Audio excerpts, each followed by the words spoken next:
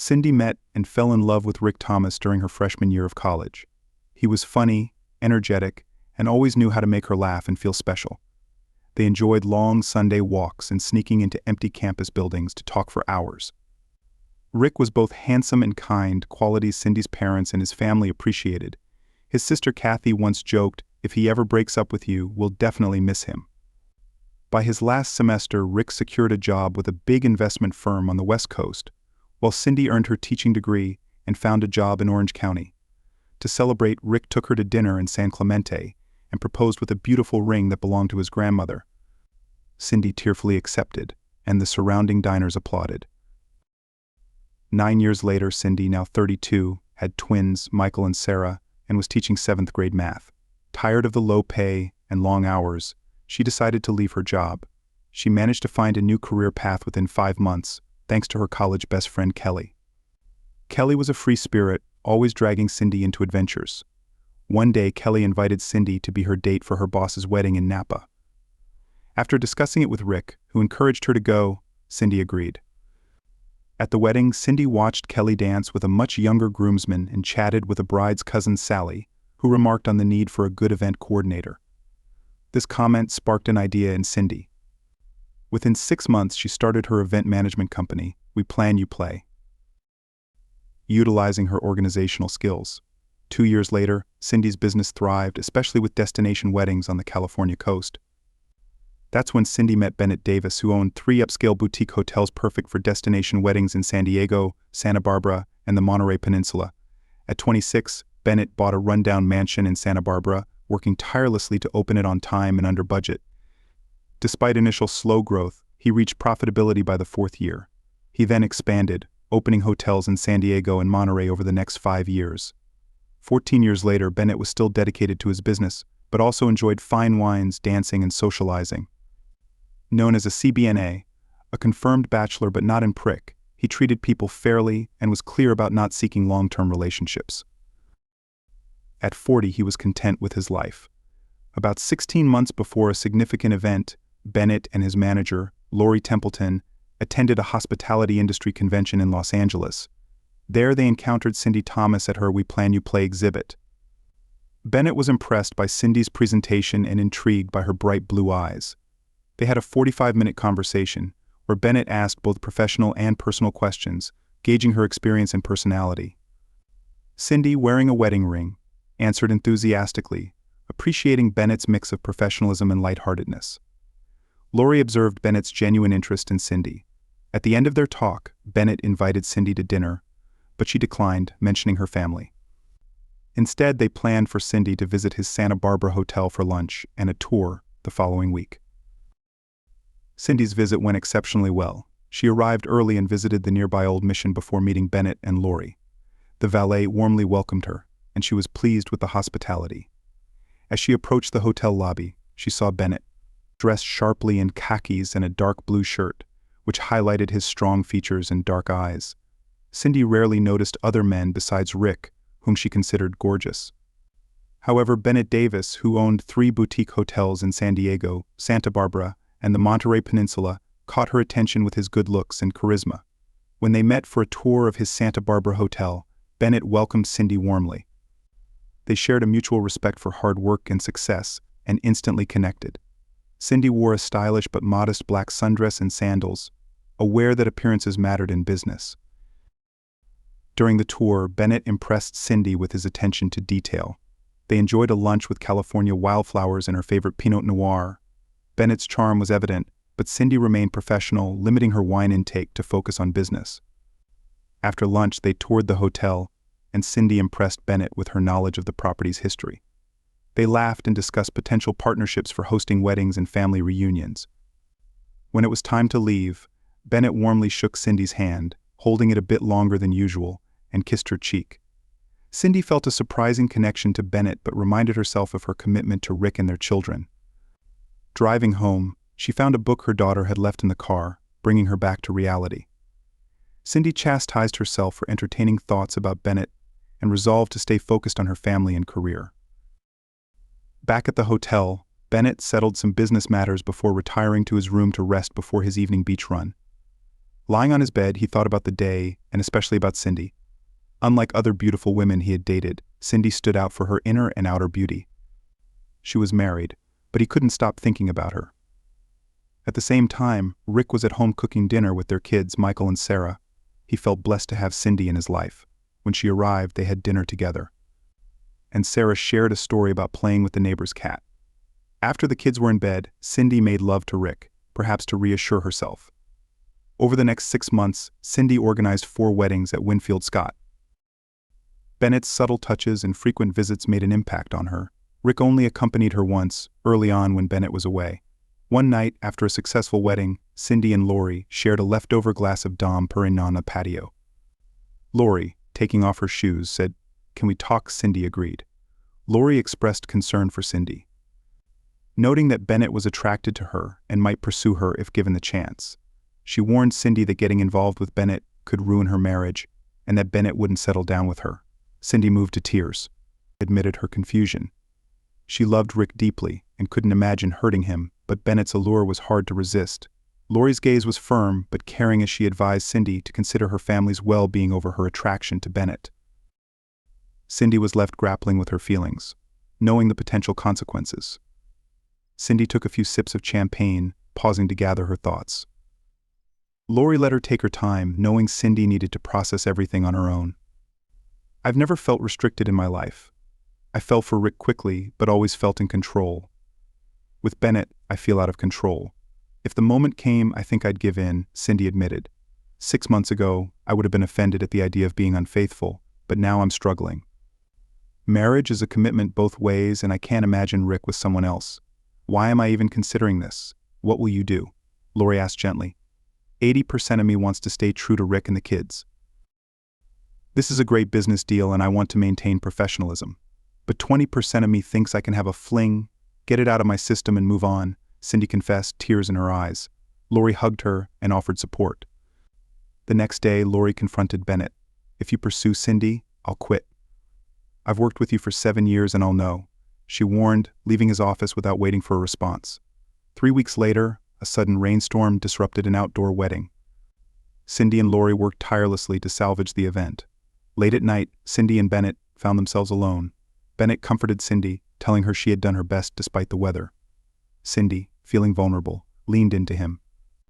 They kissed, and Bennett made it clear he wouldn't push her into anything. Cindy, however, gave in to her desires. They spent the night together, discussing how to keep their affair secret. Cindy assured Bennett she could handle it without arousing suspicion. She left early in the morning, wanting to rest before returning to her family. Bennett cleaned up and went to sleep. When Cindy arrived home Sunday afternoon, her children, Sarah and Michael, ran to greet her with hugs and stories about their weekend.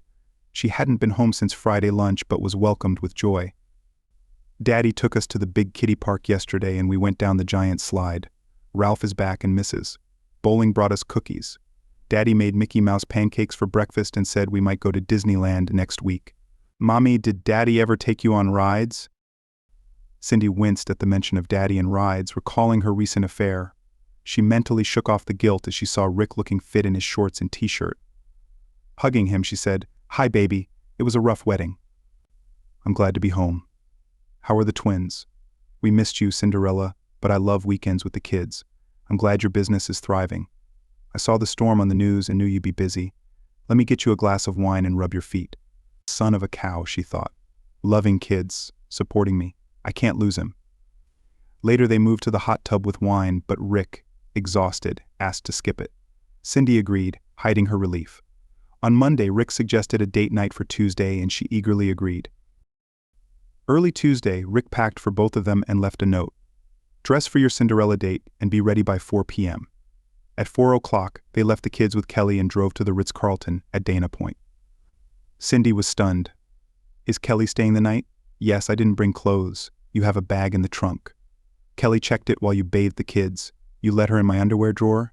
"Yes, she found something and said not to worry." "She'll take you lingerie shopping." "Idiot." They walked on the beach, had a great dinner, and talked on the balcony at midnight. Rick shared he was up for a partnership, meaning more money and less travel. He even mentioned joining her on some wedding weekends. In the dark, Cindy's troubled face went unnoticed. She quickly recovered, praising him. At breakfast in bed, they continued. Cindy reassured Rick she wouldn't quit her business, and he supported her fully. "You're amazing at what you do," he said. "How did I find such an amazing guy?" she thought.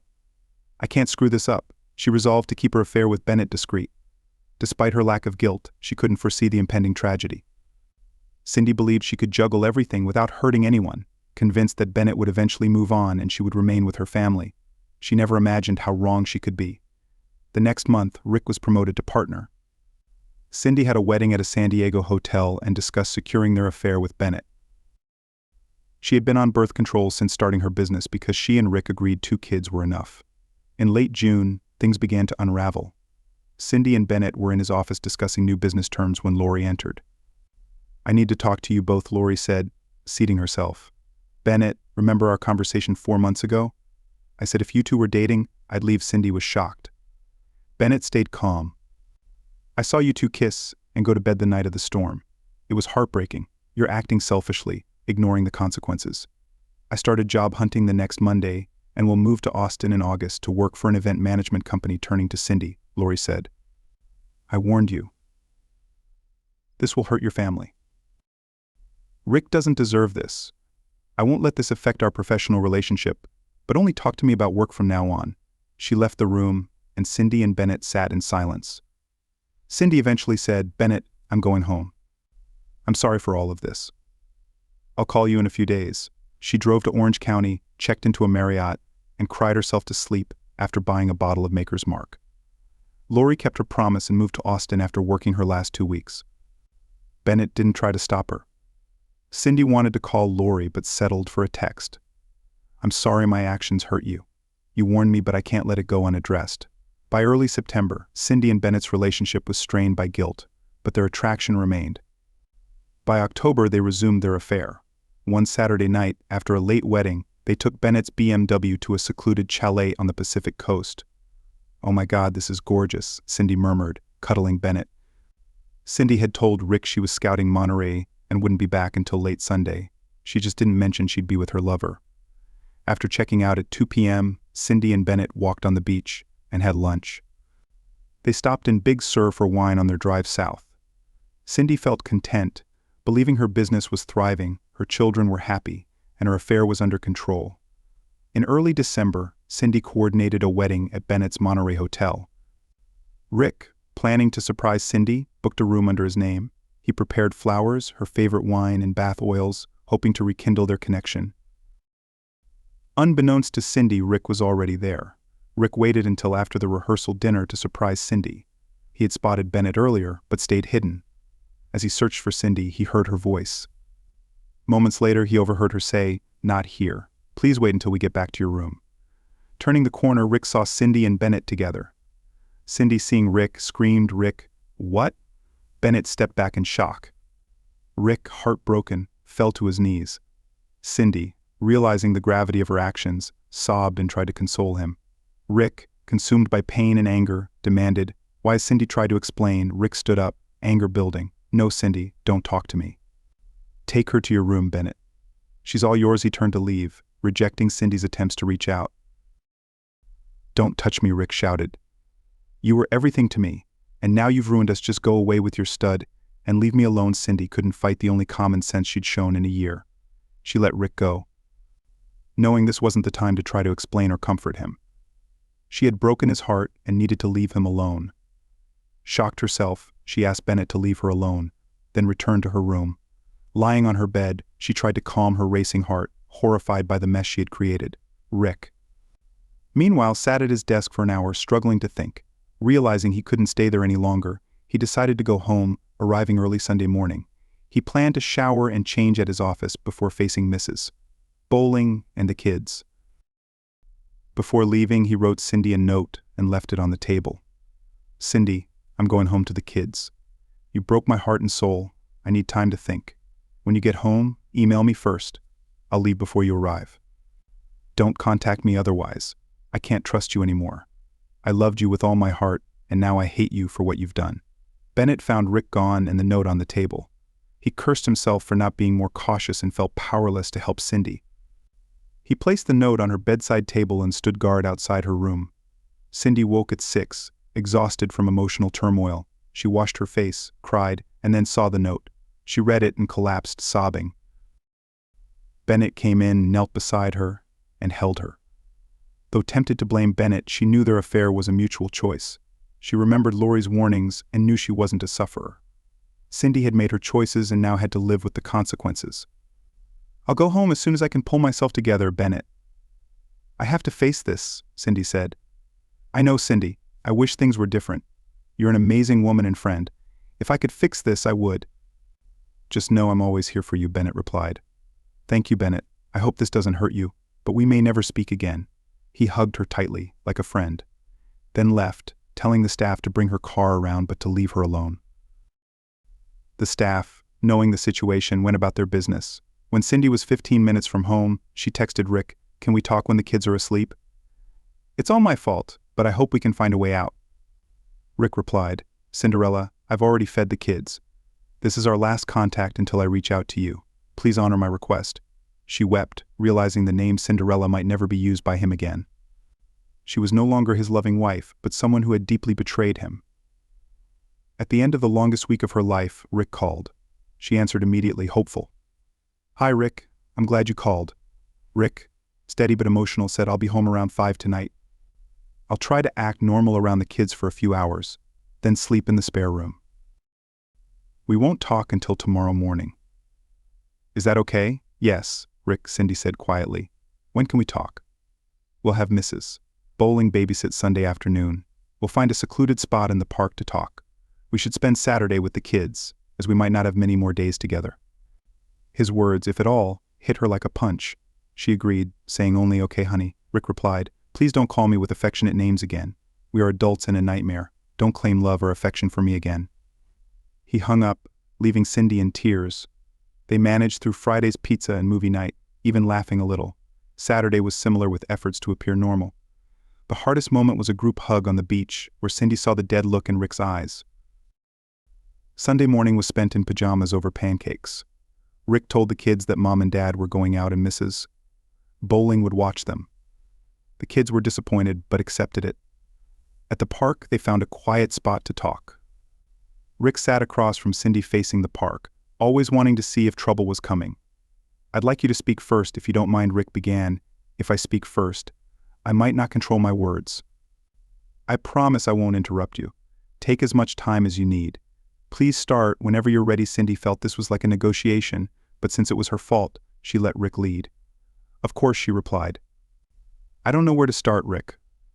I've thought about this since last Friday," she began, omitting the painful details. "You deserve the truth. I've been in a physical relationship with Bennett for almost 8 months." Rick lowered his head, but gestured for her to continue. "Before meeting him, I'd never been attracted to anyone else. I didn't seek him out because of anything lacking in our relationship. While I didn't pursue him, I didn't resist his friendship and flirting. I realized early on that I was attracted to him. The first time we were together, he made sure I wanted it as much as he did. No one forced me. I'm not a sufferer. Everything that happened was my choice." She paused, then added, "I love you, Rick. But I hid part of my heart from you for months. You may not have noticed, but a part of me was with Bennett. I lied to you and myself, thinking everything would be okay. Deception starts with yourself. I betrayed you and everything I care about. I don't know how this will end, but I know it will hurt our children too. I am deeply ashamed of what I did." Rick bowed his head and cried, overwhelmed with despair and grief. Cindy watched him, realizing the enormity of what she had taken from him. After 10 minutes, he finally spoke, his voice confident but barely above a whisper. "Cindy, I don't know if this is our last conversation as husband and wife. I appreciate that you didn't disrespect me by saying it was just a mistake. I thank you for being honest, but I guess I'll never really know." Cindy lowered her head in despair, knowing his words were true and feeling the deep pain of her actions. She resisted the urge to look at him as he continued. "You've been seeing Bennett behind my back for 8 months. I trusted you completely, but now I can't anymore. Cinderella is dead and there's no Prince Charming to save us. I've never felt hopeless before and I hate it. I'm not divorcing you now or anytime soon because of our children.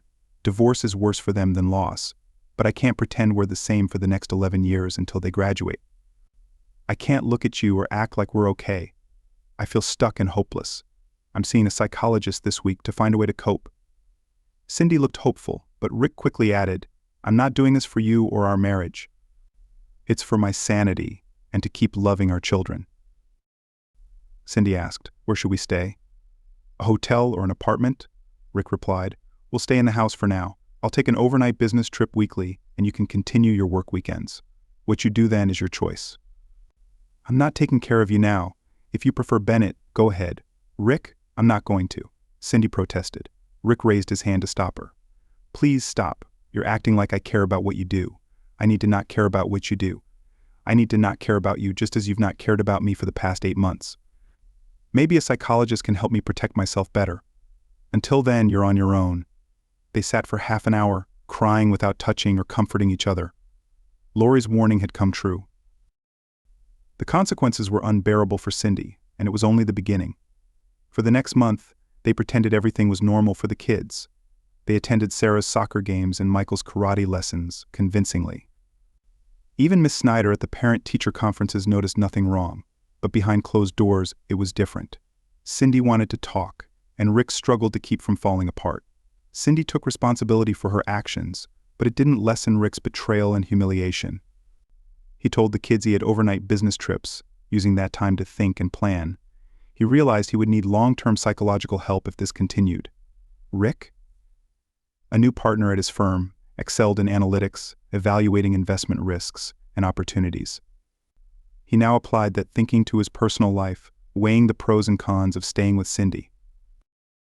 He considered the children's well-being, the firm's view of his family commitment, and financial implications of either staying or divorcing. He also pondered Cindy's feelings and her business. He realized there was a third radical option that might be best for everyone. It would be difficult to implement but could work. On the third night of his business trip, Rick sat on the Marriott Courtyard patio, considering all angles of his plan. After 2 weeks with the plan taking shape, Rick decided to have a serious talk with Cindy. He asked Mrs. Bowling to babysit and drove Cindy to the park where they first discussed her affair. At the same picnic table, they continued their conversation. Rick began, "Cindy, these past few weeks have been horrible for us both. Thank you for giving me time to think. I want to share some thoughts and then hear your response." Cindy nodded and Rick continued. "I don't want to rehash everything, especially the night I saw you with Bennett. I've told you how crushed I am. I'm not perfect, but I've always been 100% committed to us and our kids. I've never cheated, even when I flirted. I can't imagine replacing you in my heart. I thought we would grow old together. I was wrong about your commitment to us." Cindy, with longing in her eyes, pleaded, "Rick, I know I don't deserve a second chance, but I want to work hard to resolve the betrayal and stay together." Rick looked away before answering. "I know you mean it, Cindy, and I've considered it. On one hand, we might have enough acceptance and forgiveness to stay together." Cindy felt a glimmer of hope, but Rick continued. "But it's not right for me for 2 reasons. First, I can't regain your trust. I would always suspect you're meeting someone else. Second, I can't touch you as a husband without seeing the face of the man you chose over me. You wanted him, not me. And there's no way I can look at you without seeing Bennett's reflection." Cindy's shoulders slumped. She knew Rick was right and wanted to promise she'd be faithful, but she couldn't demand his trust. "I want to fight for us, Rick." "Aren't we worth fighting for?" she asked. For the first time she saw rage in his eyes and she recoiled. "Fight for us? What do you think I did every day? Working hard, moving up the career ladder, spending time with our kids, remembering what you love, that was all fighting for us. How have you fought for us, Cindy? By being with Bennett Davis? You stopped fighting 8 months ago, and now you want me to accept it and move on?" Rick took a deep breath, tears in both their eyes. "I want to ask you so many questions, Cindy, but how can I trust you? Maybe you're just sorry because you got caught. I want to go back to sharing our hearts, but that couple no longer exists. You eliminated us with your cheating and lies. We can only move forward with the best solution for everyone.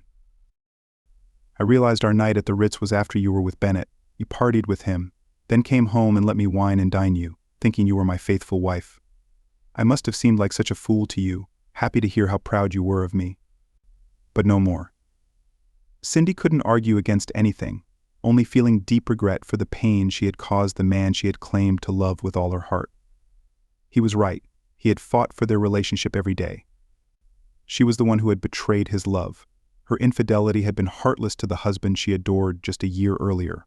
Her infatuation, lust, and selfishness had pushed all of that aside. "Are you going to divorce me, Rick?" She finally asked when she could find the words. "No, Cindy, I'm not going to divorce you. And I'm not going to stay married to you. I'm creating a solution that I think will work for everyone. It won't be without pain and loss, but I believe it's the only acceptable solution. I promise I'll explain everything to you in a few weeks. I'm not going to tell you what to do, Cindy. But I'll explain my steps, my path, in detail. I'm not asking for your opinion on my choices because, quite frankly, I don't trust you to have my best interests or our children's best interests at heart. Once you understand my decisions, you can make your own. I won't try to control you, but how will I know if you don't share that with me now?" Cindy asked, genuinely confused by the direction of the conversation. She wanted so badly to reach out and hold him, but it seemed like that would never happen again. Rick looked her straight in the eye with a calm, almost painful acceptance of fate, and replied, "You'll find out." They talked for a few more minutes, Cindy gently probing for vague explanations, but he didn't budge. He was sure she would understand when the time came.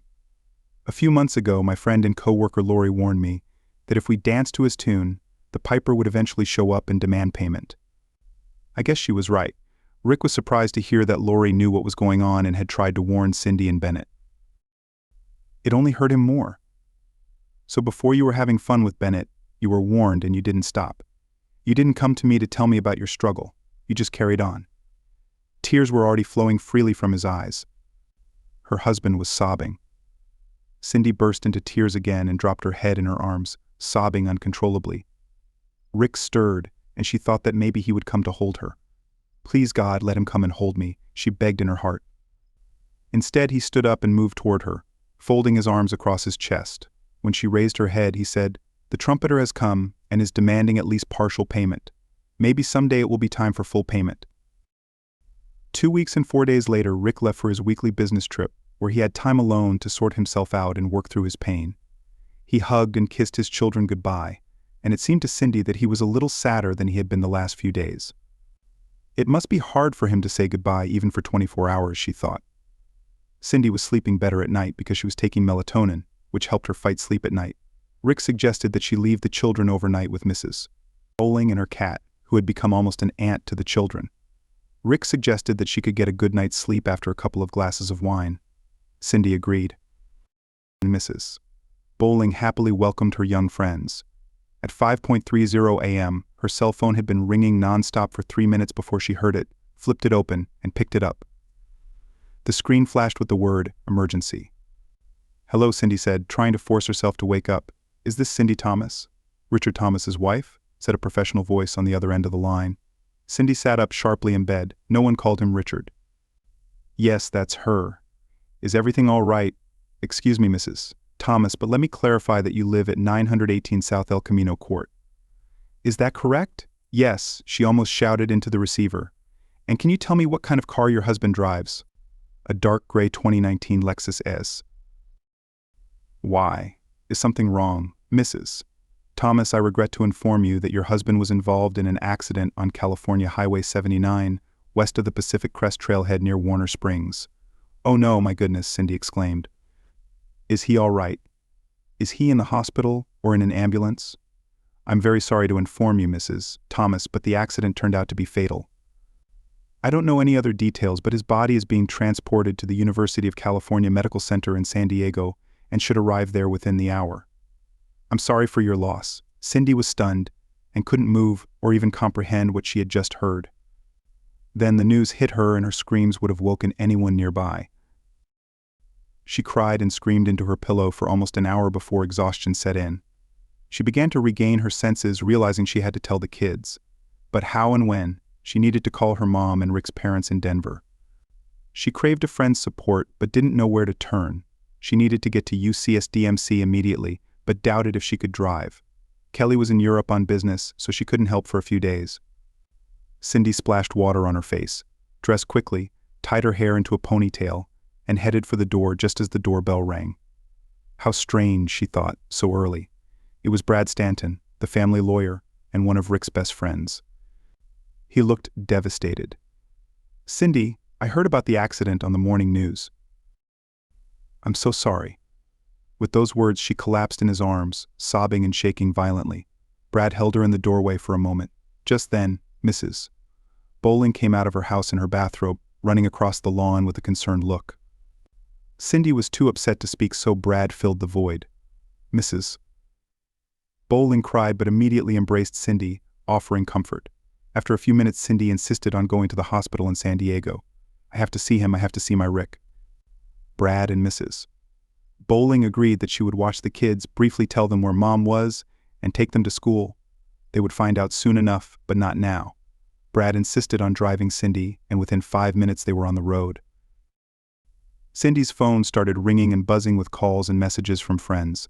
She called her mom, who promised to be on the first flight out.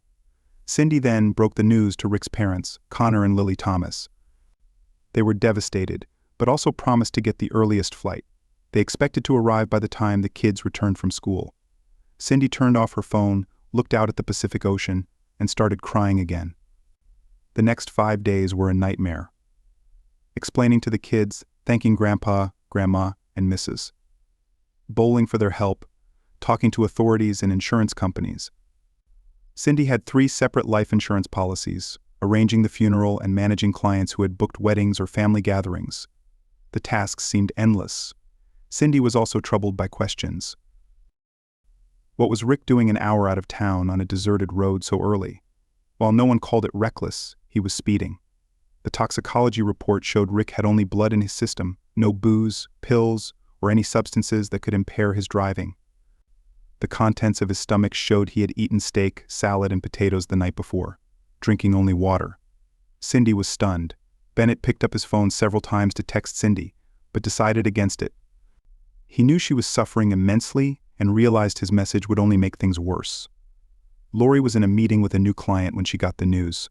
Her assistant, Stacy, noticed her pained expression but found it odd that she didn't seem completely shaken. Lori did not attend the funeral.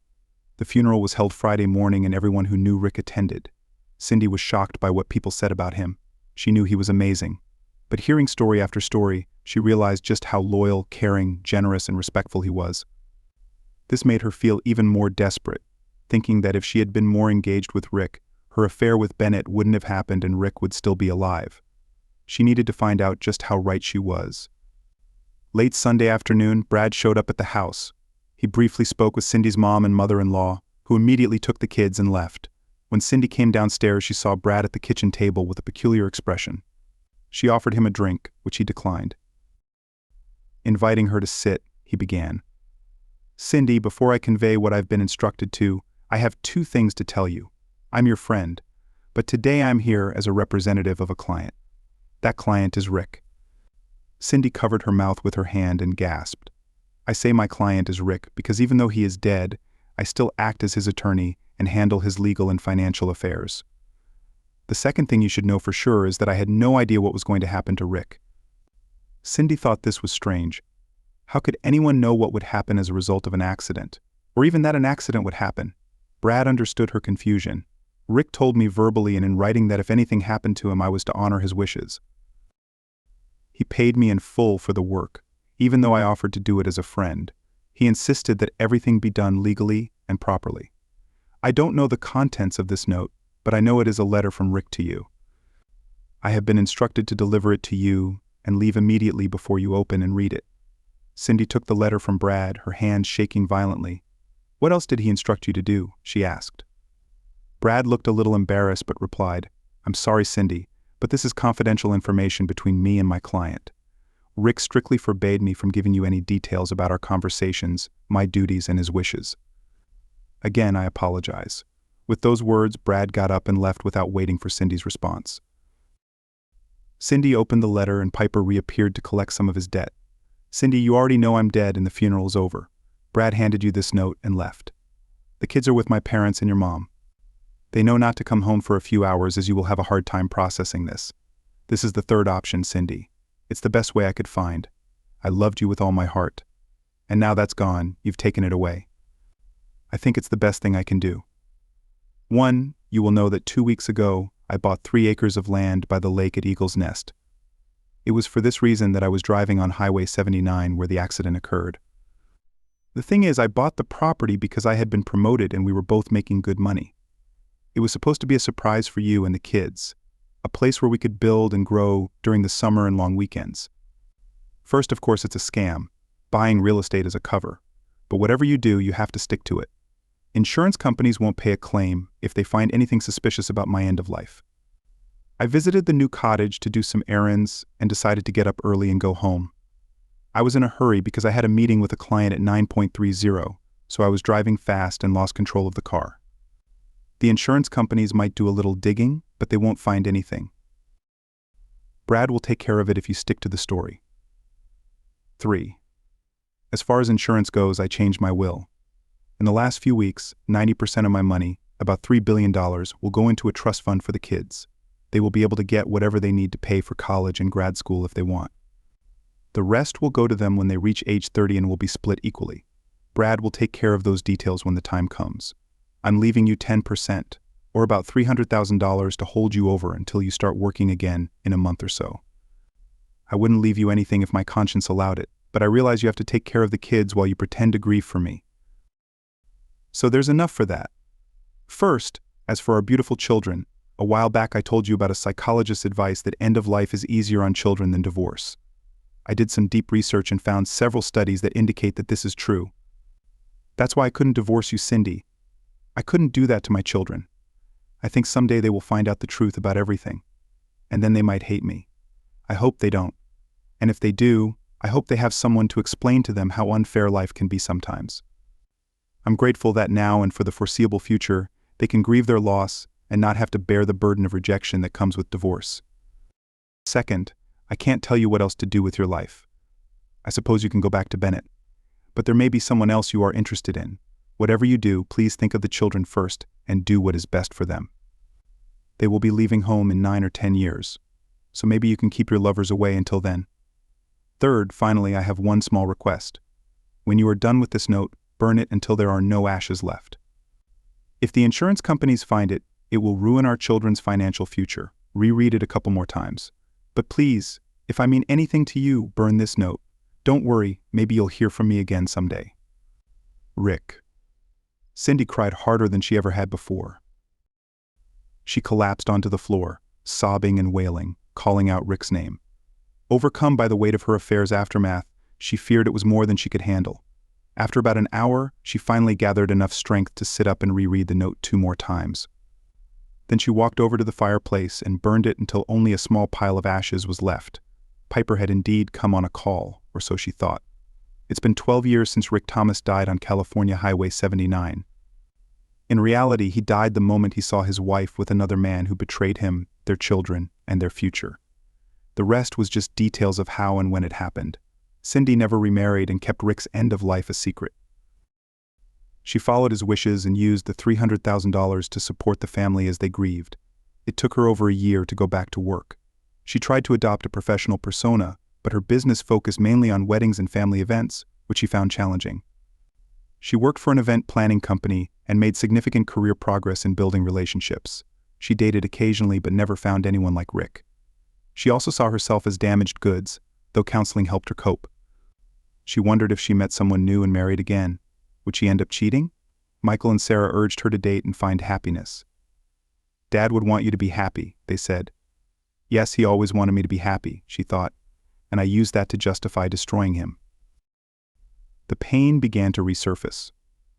As for Bennett, about 4 months after Rick's end of life, he felt enough time had passed to send Cindy a note.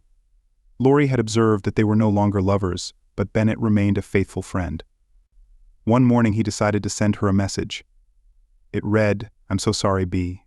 A moment later, Cindy replied, "Me too. Goodbye." They never spoke again. Michael and Sarah had graduated from high school, were now in their early 20s and attending college. Michael, like his mother, enjoyed the energy of people coming together. He went to the University of Southern California to study hospitality and marketing. Sarah, like her father, was drawn to analytics. She found fulfillment in problem solving and went to Stanford to study economics. Although they were only 8 when their father died, both were deeply affected by his loss. The thought of their father never coming home was a constant presence, but their mom and grandparents worked hard to help them heal and start enjoying life again.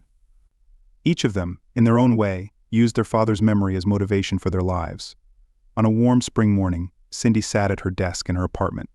She was sipping a cup of hot black coffee while reviewing a new contract for an executive retreat when the doorbell rang. When she opened the door, she was greeted by Brad Stanton. "Brad, it's been months," Cindy said with a smile as she reached out for a hug. "I'm so happy to see you." Brad returned the hug but seemed a bit stiff. "Thank you, Cindy. May I come in and talk with you?" Cindy noticed that there was something formal about his tone. This wasn't just a casual visit from a friend. "Sure, Brad. Can I get you a cup of coffee?" "No, thanks. I can only stay for a few minutes." They sat down at the kitchen table and Brad began. "Cindy, as you know, today would have been Rick's 45th birthday." Cindy flinched. She had completely forgotten that today was April 7th, Rick's birthday. She made a mental note to call the kids as soon as Brad left. As you know, before Rick died, he changed his will and left instructions for what should happen in the event of his end of life. "Cindy, I'll be honest. I knew something was wrong. He wasn't himself, but he didn't want to tell me what was going on. As his friend, I pushed him, but as his lawyer, I had to follow his wishes. He never allowed me to understand what was happening until now." Cindy's eyes widened with surprise and confusion. "What do you mean, Brad?" "Before Rick died, he wrote me a long note that he never gave back to me. This morning, at exactly 6 o'clock, there was a loud knock on my door. When I answered it, a courier handed me an envelope from a P.O.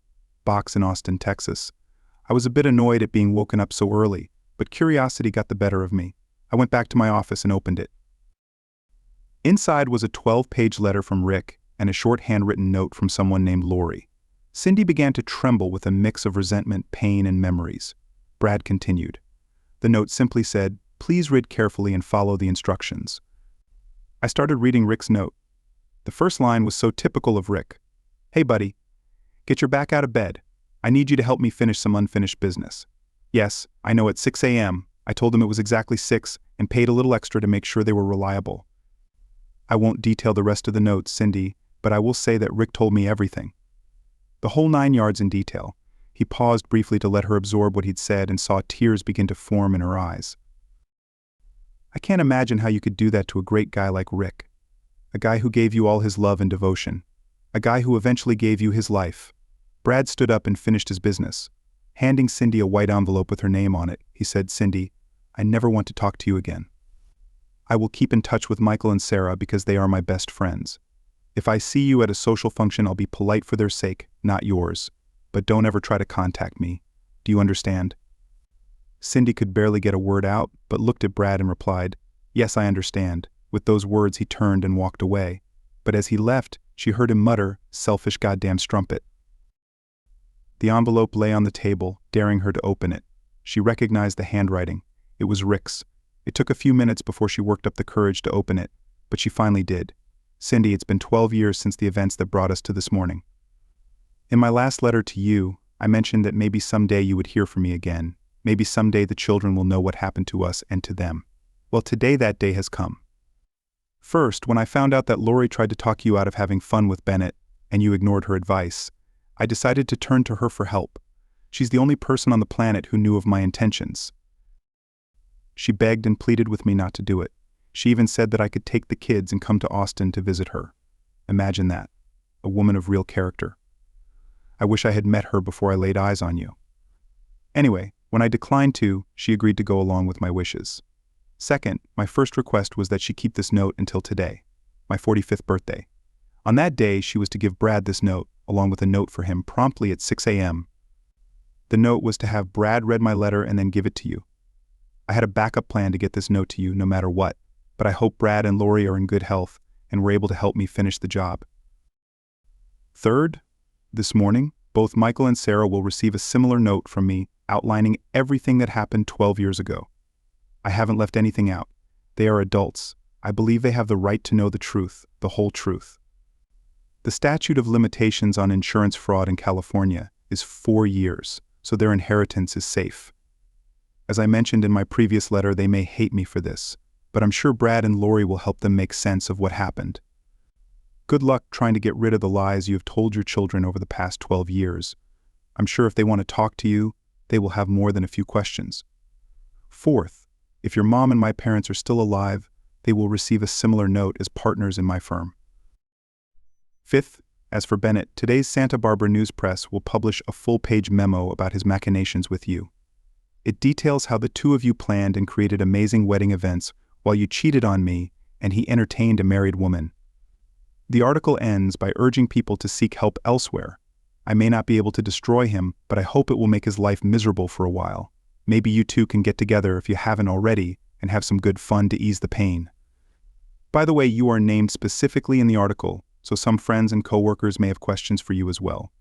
Sixth, Cindy, almost 13 years ago, I thought we were as happy and content with each other as any couple could be. It all turned out to be a lie, a tragic lie. So Cindy, you've picked the tune, you've enjoyed the dance, and now it's time to pay the bill in full. Rick. Moments after Cindy read Rick's note, her phone began to ring off the hook. 6 months later, all 3 BD properties were sold at a big loss to the owner, an Austin-based investment group, the Templeton Group. Davis Bennett, at age 53, was financially ruined.